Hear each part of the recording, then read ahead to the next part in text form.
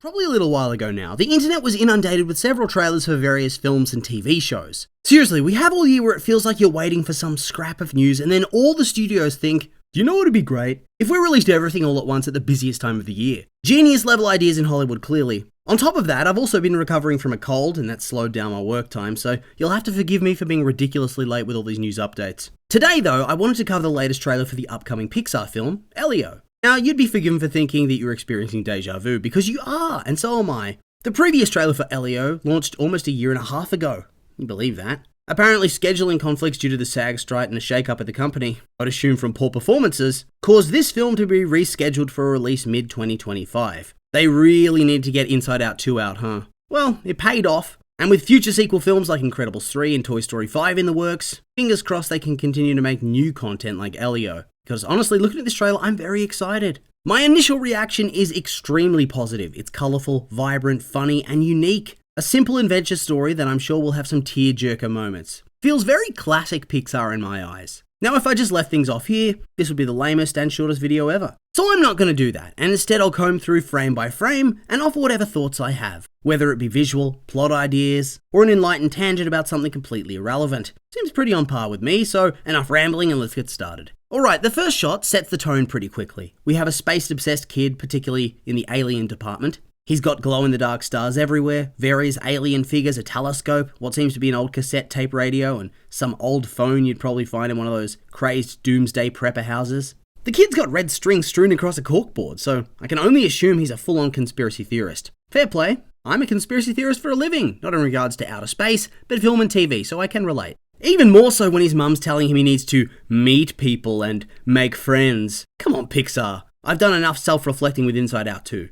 Don't make me look closer. We see the kids camped out on the roof of his house, complete with a steel colander on his head, looking to the stars above. He seems pretty desperate at this point in time, with another voice overlay telling him that life isn't in the stars, it's down on Earth. Well, as we soon see, joke's on Mum because there is obviously life out there. I think it's safe to say we're going to get some sort of backstory as to why he's obsessed with space and why he's withdrawn so much into this world and away from other people. If there isn't a beloved person in his life that introduced him to this interest and now is no longer present to offer this kid support from bullies and the harsh realities of life while his mum's working full time to provide, then I'll eat my hat. Yes, it's predictable, but that type of story works effortlessly and is very easy to enjoy and consume. While the trailer continues to play, we get this awesome, spooky, almost X-Files music playing, and it feels very E.T. as well. There are visual prompts accompanying this. The first saying, we're all searching for something, whilst you see a solitary satellite floating in space. To me, that satellite's symbolic of the boy and his loneliness that he's probably suffering through. This is pretty much confirmed as we cut back to him, fast asleep on the beach, conked out after waiting to be taken by aliens is my guess. We get a more clear visual of what he's wearing too. His steel colander hat seems to have electrical wires and connectors fixed all around it, a purple cape with shoulder pads where he seems to have glued on plastic cutlery, and soft drink can levers. This ensemble is completed with a bright green alien t-shirt. It's not the conventional sort of outfit, but this kid's a diehard for extraterrestrials and is doing his absolute best to meet them. I wonder if in this universe there's some alien hoping to be abducted by humans, wearing a makeshift astronaut helmet. I hope so. The trailer then teases you with a bright light landing on the kid, but it turns out to be two teenagers looking weirded out and concerned with him. Things don't get much better when he says he's trying to get abducted. I also love the clarification of aliens, as though he's not completely insane because he doesn't want a human stranger to take him, just an intergalactic stranger. He begins rambling at these kids about how there's a sign he's supposed to be out there, and he points to a mole on his body as proof because it's supposed to look like the Orion Nebula. I had a quick Google search. Apparently a nebula is a collection of gases which stars and other planets can be born from. The more you know. Anyway, the teens seem to think this kid's weird and make some offhand joke about his mole needing medical attention. This is a very strong start to the trailer. It sets up the boy and his difficulty in relationships with other people. He's so keen on sharing his interests, but he comes off so strong that it makes it hard for him to make friends. Quite sad, really, as it shows that he's trying to make connections like his mum said at the beginning, it just isn't easy for him. We get another shot of space with the prompt saying, what if the thing you were searching for found you first, with Elio finally being abducted by aliens, being so utterly thrilled that he was right in his belief that they actually existed. Balls of steel right there. He also has this eye patch now. I wonder if that's going to play a significant role in the story. Did he get injured from some previous attendant contacting other life forms? Will this play a role in him looking different and his peers treating him as such, whilst the aliens accept him for who he is? Who knows? Then we get into all the space alien shenanigans. We see Elio with some sort of drink as though he's arrived at some conference. Which I'm now starting to think that this is where he's going to be at. Because he's on some spaceship. I don't think in any trailer he's taken to another planet. And so it said this is some communal spaceship where aliens across the galaxy are representatives of their home planet, and that's what they view Elio as. In the first shot we see some little blue being hanging around. Kind of reminds me of the germ character from Strange World. I imagine this guy is going to be his guide and offer small tidbits of useful information, as well as warn him from the dangers he will most definitely get himself into anyway. Confirming my initial thoughts, we have these colourful aliens introducing themselves as leaders of respective planets. These are some of the most unique and fun animated characters I've seen in a long time. Every time I go to the cinema to watch a new release, I can't believe how far animators and technology have progressed, because it always looks more stunning than the last. But this is just next level. They look weird and foreign, almost like different cells or insects or deep sea creatures, but in such an adorable way. I think Disney will make a killing with toys of all these characters. As I keep looking at it, it kind of reminds me of when Lilo and Stitch first released. You'd kind of seen nothing like it. And the characters were this perfect mix of cute but also unique. I also really enjoy that Elio's in what looks to be a Scouts uniform. There's something about him being part of the Scouts where his mum probably signed him up to make friends.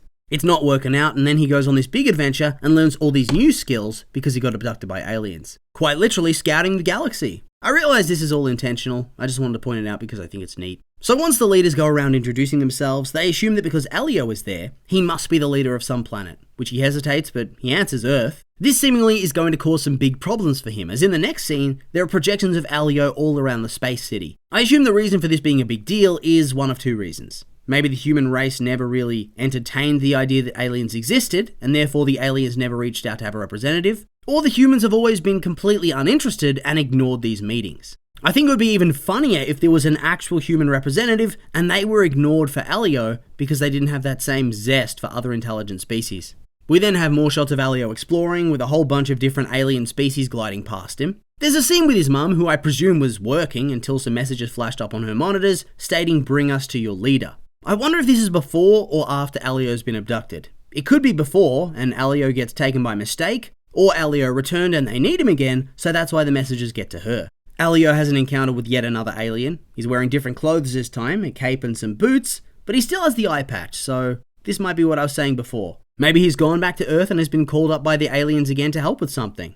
We see some emergency services rushing through what looks to be an airport runway. I assume that's where they've clocked whatever spacecrafts the alien uses. Elio meets up with all the other aliens from before, and I'm getting more and more convinced of my theory. There's another shot of him surfing in that blue shell with some shark alien friend exploring all the different areas, with him rightly saying it's one of the most beautiful places he's ever seen, to which we get a toilet joke. Now, I won't lie to you, I think it's very funny, and I don't care about toilet humour, I think it's fine, but there are many critics that look down their nose at toilet humour. And I can agree that sometimes they're overdone, but anybody that acts like older animated movies never have them, is just blatant liars. The Lion King, one of the greatest animated films of all time, is filled with them.